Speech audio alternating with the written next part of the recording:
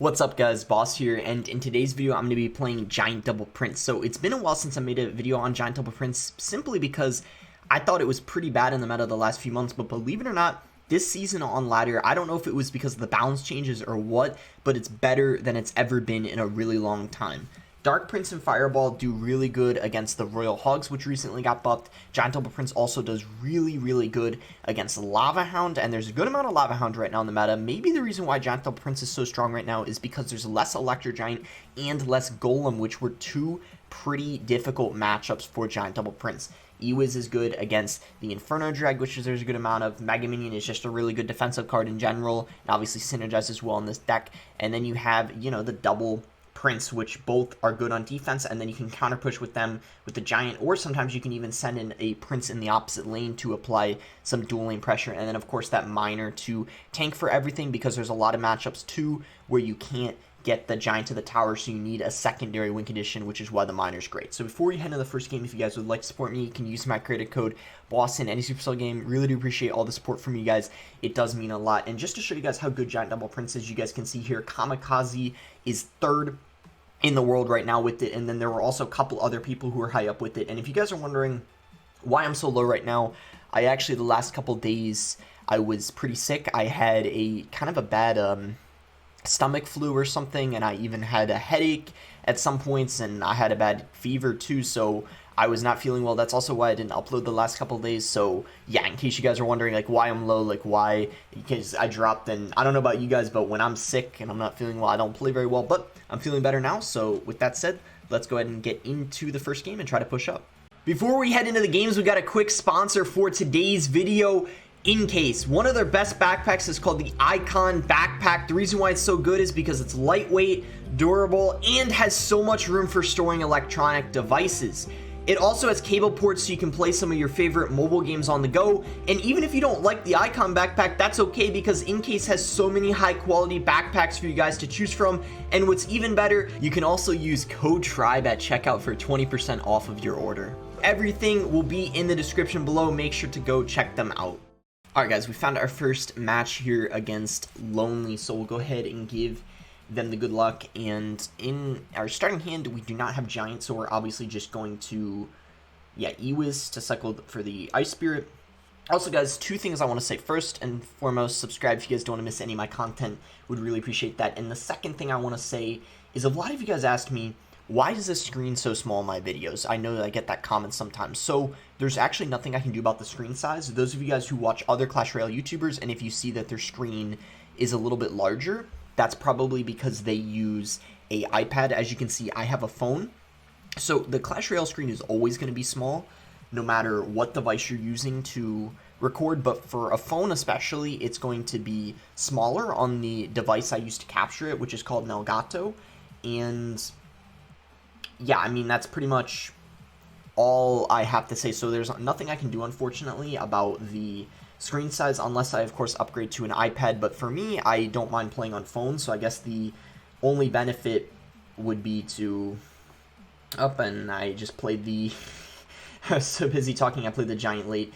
Anyway, let's just reset that Expo. I'm not too worried because this is actually a pretty good matchup for me, so we can definitely come back. Let's just put it this way, we gave him a chance by doing that, but yeah, I probably shouldn't have gone on that monologue there talking about, why the screen size is smaller, in case you guys are wondering, because, yeah, I lost focus. But it's alright. Even though he has this decent lead, as I've already mentioned, this is a great matchup for me. This is a matchup you probably should win, like, 80% of the time or something like that. Just, it's really unfortunate that we put ourselves in this situation. Hopefully we can get out of it. So he's going aggressive with the Expos. I'm hoping that we can get a Giant down. We might not be able to, which would be really unfortunate.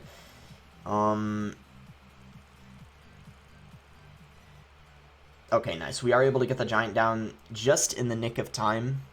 So we definitely have a chance of coming back now, but it's just really unfortunate that we did have him get that Expo lock. What we can actually do is like Miner over here, so then if he Expos, it actually, the Expo will target the Miner. As you can see, that's the best placement to play the Miner when you're against an Expo deck, if they're going in for an Expo, of course.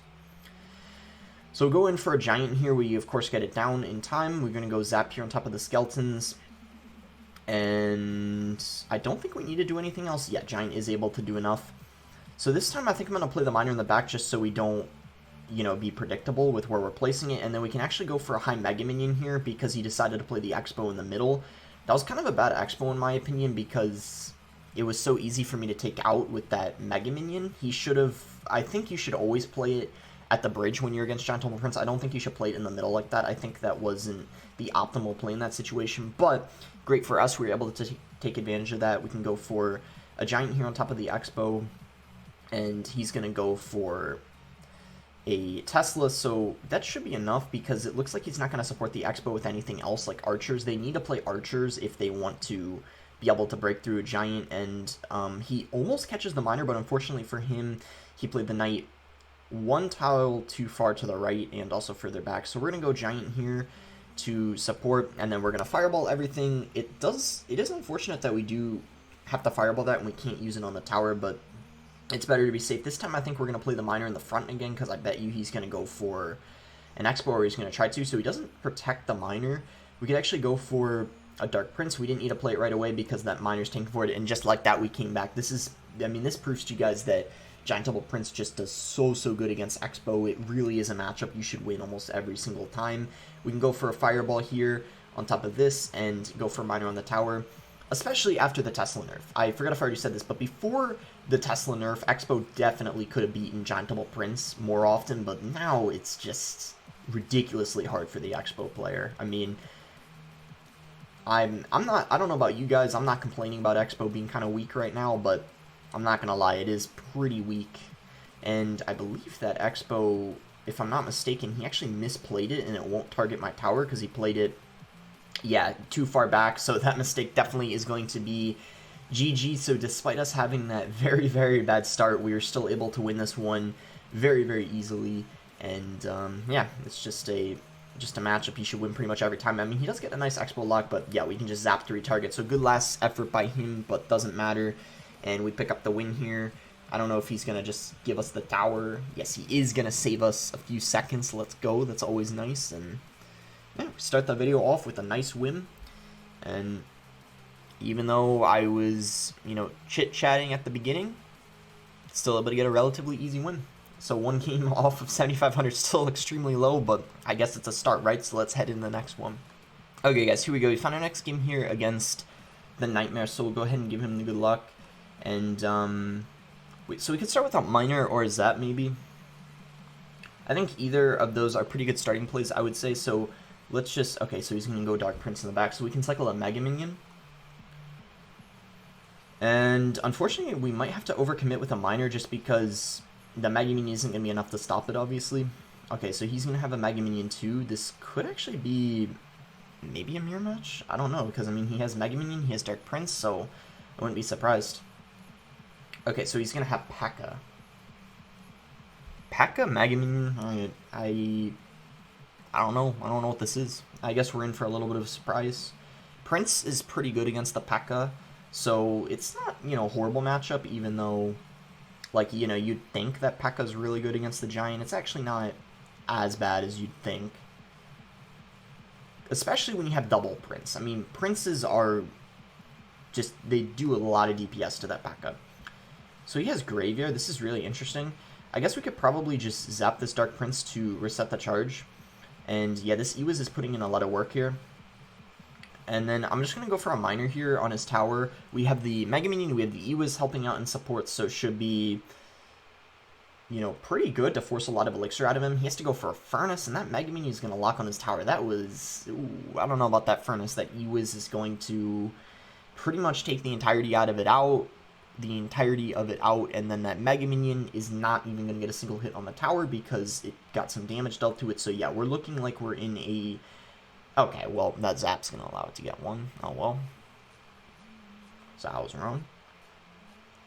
But he was in a little bit of an Elixir deficit here, so we're definitely going to go for a double Prince push this time because we're in double Elixir, and this will allow us to take out the P.E.K.K.A quicker. We can also go for a Miner on top of the Ewiz if he plays it. Instead, he decides to go for a defensive Graveyard. I'm fine with that, because even though that helps him defend, he's not going to have any offense now, because Graveyard is obviously his only, I think, like, reliable offensive card. I mean, because he just has a bunch of other support cards, the Ewiz, the Dark Prince, the Furnace, which of course do not really apply pressure on offense. So when he has that Graveyard out of cycle, he can't really do anything, which is why I decided to just set up for another Giant push, because I don't have to worry about any counter push anytime soon. But now he's back to Graveyard, so we have to watch out for the Graveyard. He might try to go for one with the P.E.K.K.A here, I'm not really sure. But we could actually go for a Fireball here on top of this Ewiz pushing it back, and yeah, that's going to be some pretty good value. Alright, so this is his last chance here. If he doesn't break through with this Graveyard, this is definitely going to be GG. So we'll just go for a Zap here on top of the Graveyard to help take it out. Hopefully he doesn't have like a surprise freeze or something like that. I highly doubt he does, or else his deck would be, I don't know, a little bit awkward, I think. But you never know, because he hasn't shown a poison yet. He hasn't really shown any type of spells, so I wouldn't be surprised. I'm just going to go for a Miner here, try to be a little bit unpredictable with the placement, playing it next to the Furnace. Usually people don't predict a Miner that's played right next to a building. That's something I've kind of learned. A lot of people don't expect that. So here we actually can block the bridge with a Dark Prince, so that way his Dark Prince didn't tank for it. And then I think we're just going to Fireball to try to finish off the tower, because I'm not sure we can defend. Yeah, that is going to be tower down. I took a little bit of risk there, because let's say he did have enough to play, you know, his Dark Prince, or even he caught it with his Furnace, which would have been, of course, a gamble, because if he played it in the wrong spot, he wouldn't have caught it. But we ended up getting the win, so it didn't matter anyway. Alright, here we go, guys. We found our next game here. So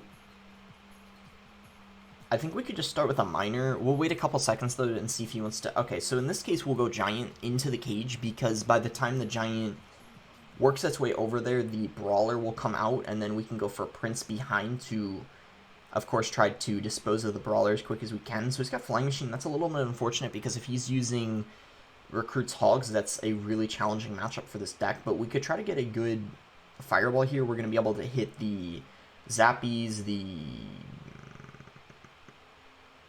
I just missed one. Sorry, I missed both Zappies. Okay, it doesn't matter. We just dealt all that damage to his tower. He probably didn't have Recruits in cycle, because otherwise, if he had them in cycle, I don't know why he didn't play them. Because that would have been a very valuable Recruits if he did. Instead, here he's going to decide to go all out on offense with the Royal Hogs. We can just go for a Dark Prince in the Ewiz. That's going to be able to mitigate a good amount of the damage, and that's also going to give us a solid counter push. It's going to force at least a few elixir out of him. He's going to have to go for a Cage, which is his best answer to the Giant. So shortly after this, we could probably go for a Giant. I could maybe even... This might get one hit. It's either going to get one hit or no hits.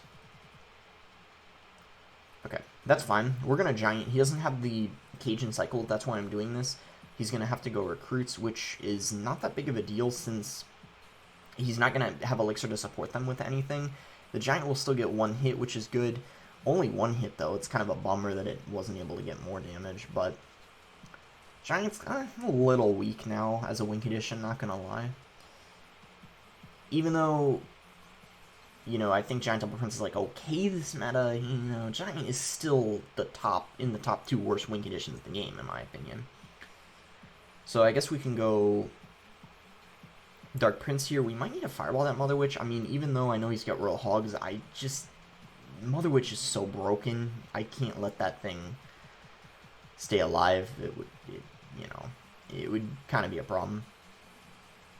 Here, though, he's going to go all out with the Hogs. We got back to our Dark Prince, though, just in time, so we should be okay, and we won't lose the entirety of our tower. I think here it's definitely time to send in a Miner. There's no way I'm going to be able to get a Giant to the tower, so we just have to try to get as much damage as we can from Miner Chip.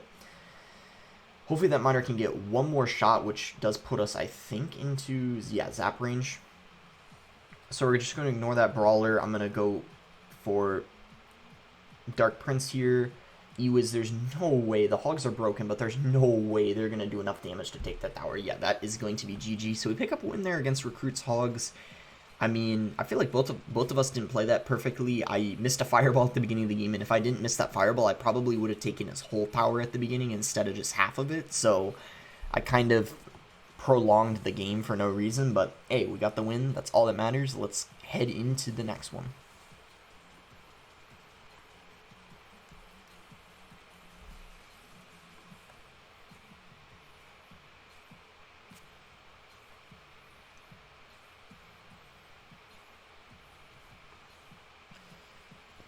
Okay, here we go in our next game here against this Japanese player. So,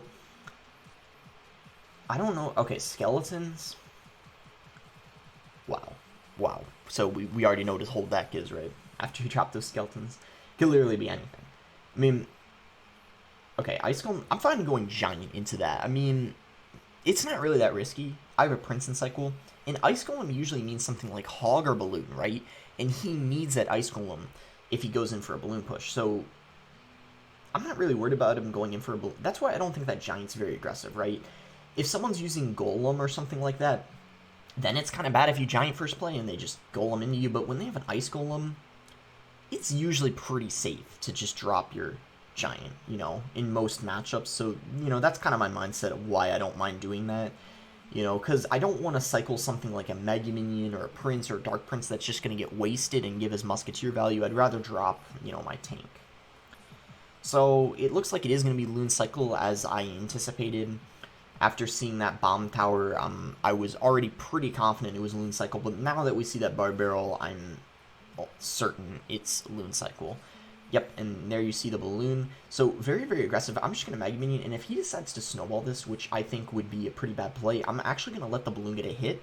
Why, you might ask? Because he is pretty low on Elixir now. I don't want to spend more Elixir than I have to on that Balloon, because then I won't be able to build as effective as a counter push. But now, because I ignored it, I'm going to be able to hopefully get some damage. Although, he defended pretty well. He defended pretty well. The Skeletons and Ice Golem are very, very good against the Princes. That's why 2.6 is one of the most impossible matchups for this deck, because you give them so much value. Their Skeletons and the Ice Golems, they get so much value. So here, I'm just going to go ahead and Fireball both the Miner and the Balloon, so the Balloon doesn't get a shot. I kind of wish the first Balloon didn't, but I kind of underestimated his defense. His defense was incredibly strong for some reason, but he just misclicked a Bomb Tower. Don't know how that's going to change things, because, I mean, my Giant only gets one shot because of that, but he did have to overcommit, which is why I decided to just go for another Giant in the back, set up another push, so I can hopefully take advantage of his, you know, 4 Elixir that he wasted, and then he had to spend more because the Bomb Tower wasn't helping out. So that's what I'm hoping. We're going to just zap here to finish off that Bomb Tower. We're going to go for another Giant at the bridge here. We're going to Fireball this Musk, and then I might try to go for a Miner on top of it, although we propel it into the opposite lane, so now we don't even need to worry about it. Never mind. The Bomb Tower pulls it, so his cheap cards are just getting him a lot of value. It makes this very challenging to get a good amount of damage on his tower, which is unfortunate. But with this Mega Minion and this E-Wiz, I don't see this Balloon having any chance of connecting. Even if he snowballed, I would have just zapped, so there would have been just no chance of it connecting. I can go Prince here. I'm trying to cycle back as quick as I can to some air counters, because obviously he is, I think, going to try to go in for a Balloon here. I'm surprised he didn't go in for one. That's actually really interesting. I thought he was going to try to take advantage of me not having my air counters in cycle before I built up this Giant push, but it looks like we're starting to come back now. I think he should be being a little more aggressive with his Balloons. I'm going to go Giant here. I think we just got to keep applying pressure to prevent him from applying pressure. We, in a way, both kind of... It's hard to stop each other's pressure, so, I mean, maybe by doing this, we can just end up taking his tower. So I'm going to go Dark Prince here. We can, okay, so he's just going to, again, continue with the... There's the Balloon, finally. Dark Prince is going to help out against the Miner, though. I don't think that Balloon is even going to get death damage. That's really good. It didn't get anything. And here we can go for another giant push. He is going to go for that musketeer. Let's just go ahead and propel that into the opposite lane, and hopefully it actually goes in the other lane. It doesn't help out at all. And yeah, now we're overwhelming him. Look at this. This is just hopeless for him at this point. And we're finally able to get the win in the last 12 seconds of the game. I do have to say, that guy did play pretty well. I mean, in single and double elixir, and in single elixir I messed up by not defending that balloon, but overall, not too bad. So here we go. Whoa. This is the same guy I played against at the beginning of the video, isn't it? Lonely? The Expo player? Same guy. That's surprising. Normally when I'm really, really high up on ladder, I'll play against the same person pretty often, but I'm kind of in... I don't know where I'm at right now. I wouldn't really say I'm at mid-ladder in terms of how low I am, but I'm definitely not, like, high up, so that's interesting that I happen to play this guy for a second time in, like, less than 30 minutes. That's, wow, that's kind of remarkable. Anyway, I don't know how many more games. Maybe I'll do one more game after this one. I think that's probably what I'll do. So we're just going to Mega Minion here, and let's go Archer. So yeah, let's just... There we go. We got that miner down just in time. The way the Expo player can win is by outcycling your giant. Here, I'm going to Fireball instead of playing my giant, because this way, the next time he goes in for another Expo, I'm going to have my giant.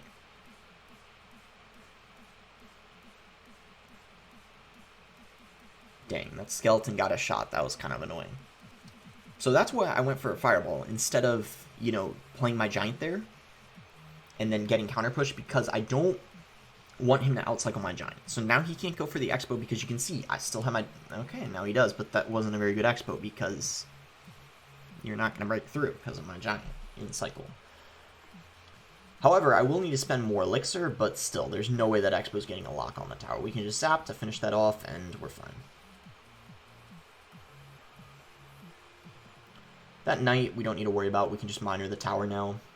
If he gives us any value with... Okay, well, that's just a Fireball. I don't know why he played Archers, and he just played an Expo into the Fireball. Okay, so just everything's going wrong for this guy so far. We can just zap here to kill the skeletons, and, yep, we can just miner the tower, and, yeah, this is not looking good for this guy at all. I think we could even take his tower before the game ends, unlike last time, where... Oh, is he gonna... Wait, is he giving up? I thought he gave up, but... Huh. I guess he's not giving up. Huh. I couldn't tell there for a second. I guess he just... I feel like he's almost at the point of giving up, you know? Like, he's just angrily... Or... Is that even a word, angrily? I was gonna say just, like, placing cards. But I don't know. Now, the thing is... Expo players never give up. Like, I don't know if that's something you guys noticed. They literally never give up. Also, I feel like you should be playing Expos in the opposite lane. You shouldn't go same lane that the giant player's going in. We can just let that lock. It doesn't matter. I mean, look at the lead we're in. We're 2 Fireballs away from winning this. I feel like he really should be going opposite lane in this matchup, you know? I just don't think same lane is the play. Especially when you've taken this much of a beating on one of your towers, you want to go in the opposite lane. But anyway, we beat this guy much quicker than we did last time because we didn't make a huge mistake at the beginning of the game like I did. I was, you know, explaining something the first time I played against him. But alright, here we go. So, I think this, depending on how long this game is, might be the last one. Might be, I don't know, might be the last one no matter what. We'll see, but alright, here we go. We're against Sigma. So, I'm fine starting off with, you know, Dark Prince if he doesn't do anything, and it's going to be Logbait. Logbait is one of the most challenging matchups for this deck because you don't have a log. I mean, who would have thought when you don't have a log, Logbait's going to be hard because the purpose of Logbait is to bait your log, and if you don't even have it, then good luck. So, this is going to be challenging. It's not impossible, but it's pretty hard. Log bait and 2.6 are probably the most difficult matchups for Giant Double Prince. So, you know, don't be too hard on yourself if you do lose those matchups. And he's got the Prince. It's going to make things even harder, right? I was kind of praying that he had Dark Prince, because sometimes this log bait variant has Dark Prince. And if they have Dark Prince, you know, you have more of a chance, because Dark Prince, the DPS isn't as good against your Giant. But when they have the Prince, it melts the Giant. They have the Goblin Barrel, which you're often not going to have an answer for. And I'm going to have to ignore that Dark Prince. Why? Because if I defend that, then if he were to go for Goblin Barrel immediately after, I wouldn't have anything for it, and my Goblin Barrel does more damage, but I don't know. I'm starting to think I should have maybe defended it, because he decided not to play Goblin Barrel for whatever reason. I don't know why he didn't, but I feel like he should have. Anyway, let's just try to get into double elixir. That's probably our best case scenario in this matchup. And I guess we can take advantage of that princess not going into... is it gonna die, please? Oh, is it gonna stun the prince? Okay, okay. Incase is putting in work. That's nice.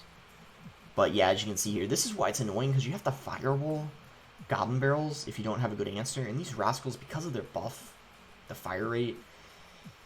Oh my gosh, that's like a firing range. They shoot so fast, like ba ba ba ba ba. You know, it's crazy. Like when they lock on your tower, it's just rapid fire. Whereas before it was, they were so slow. But yeah, that's why the Rascal buff, it's kind of noticeable when they lock on your tower. Yeah, this is why this matchup sucks. Okay, so hopefully we can take out both of these princesses with this miner, and he ignores them. I kind of doubt. Okay, so we do take out both of the princesses, but man, this is not going very well. I don't know how we're supposed to break through. I've already said at the beginning, this matchup's so difficult, so you know, no shame losing this one, but we'll see if he, yeah, makes a mistake. But yeah, that's like the only way we could win this is if he makes a mistake, I feel like.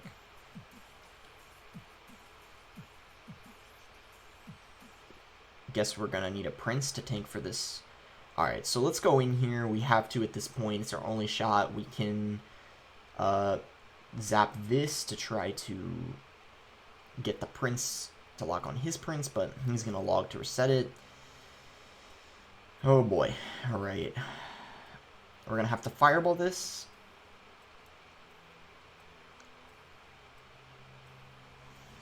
Ugh, yeah, this matchup's painful, as you guys could already tell, probably. We'll just Dark Prince here, I think. And we are going to have to defend this princess, because it has been getting quite a lot of damage on my tower. And yeah, this matchup, you know, it's really... I hate to say this, because, you know, of course you always want to win no matter what the matchup is, but this... Or, like, try your best, but this type of matchup is one where it's like, no matter how well you play, unless your opponent makes mistakes of their own, you're not going to win, because you can't break through and you can't defend. So it's nearly impossible, and I think we'll end off with that loss. You know, that would obviously showcase what a very, very challenging matchup would be for this deck, is log bait, any type of log bait deck, right? It doesn't matter if it's log bait with Rascals and the Prince like he had, or if it's log bait Inferno. Both of those variants are going to be a very, very challenging matchup for this deck. And also, if you're against, I think I already mentioned this in the game while it was going on, 2.6 is also nearly impossible. 2.6, if you win that, it's probably because they made a ton of mistakes. But a good 2.6 player, good log bait player will never lose to Giant Double Prince. So yeah, that would showcase what the most challenging matchups are. And that is going to be it for the video. I hope you guys did end up enjoying it. I haven't done a Giant Double Prince video in so long. It's kind of decent this meta, but you can see there definitely are still some challenging matchups for it. And there's obviously a lot of decks that are better than Giant Double Prince, but it's a little better than it is 3 months ago at least, or a couple months ago. And yeah, tier list video will be coming soon. That might actually be my next video. Might be a tier list video, so hope you guys are excited for that. And that's going to be it. Thanks again. Until next time, guys.